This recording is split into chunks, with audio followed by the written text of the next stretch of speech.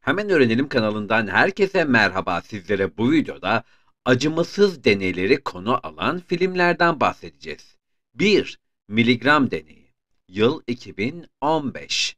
Ünlü ruh bilimci Stanley Milgram'ın gerçek hikayesinden uyarlanan bu film, Milgram'ın insanlar üzerinde elektroşok uygulayarak davranışlarını ve özelliklerini, itaatkarlığını ölçme üzerine bir takım deneyler yapmaktadır. Filmin yönetmenliğini ve senaristliğini Michel Almereyda üstlenirken başrollerinde Peter Sarsgaard oynamaktadır. 2. Üçüncü Dalga Deneyi. Yıl 2008.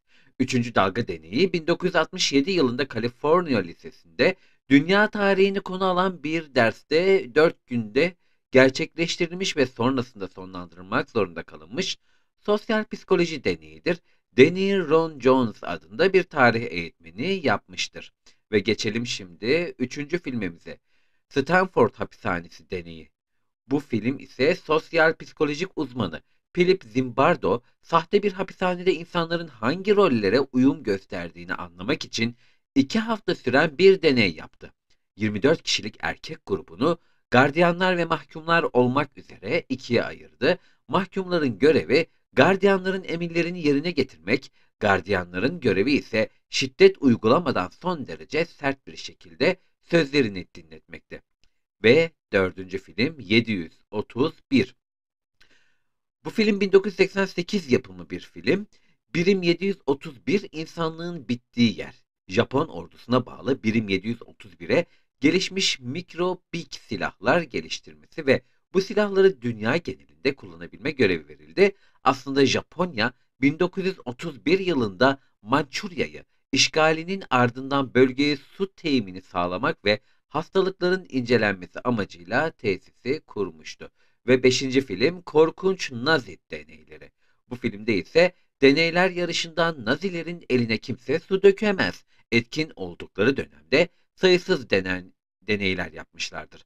Bu deneyler sonucunda kalıcı sakatlıklar ve ölümler gerçekleşmiştir. Kan pıhtılaştırma deneyleri, hipotermi deneyleri, kimyasal silah deneyleri, içilebilir deniz suyu deneyleri, sıtma, yüksek rakım, Titus aşısı deneyleri gibi birçok vahşet dolu deneyler yapmış bu filmde. Ve altıncı film MK Ultra. Bu film ise projesi CIA'nin zihin kontrolü programı olarak da bilinir.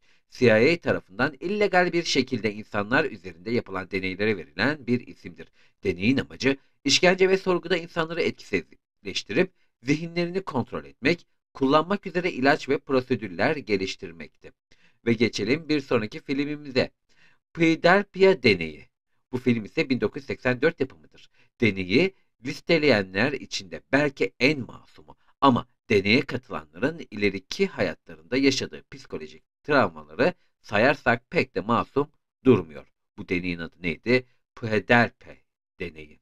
Sizlere bu videoda acımasız deneyleri konu alan filmlerden bahsettik. Video içeriğimizi beğendiyseniz lütfen videomuzu beğenmeyi ve kanalımıza abone olmayı unutmayın.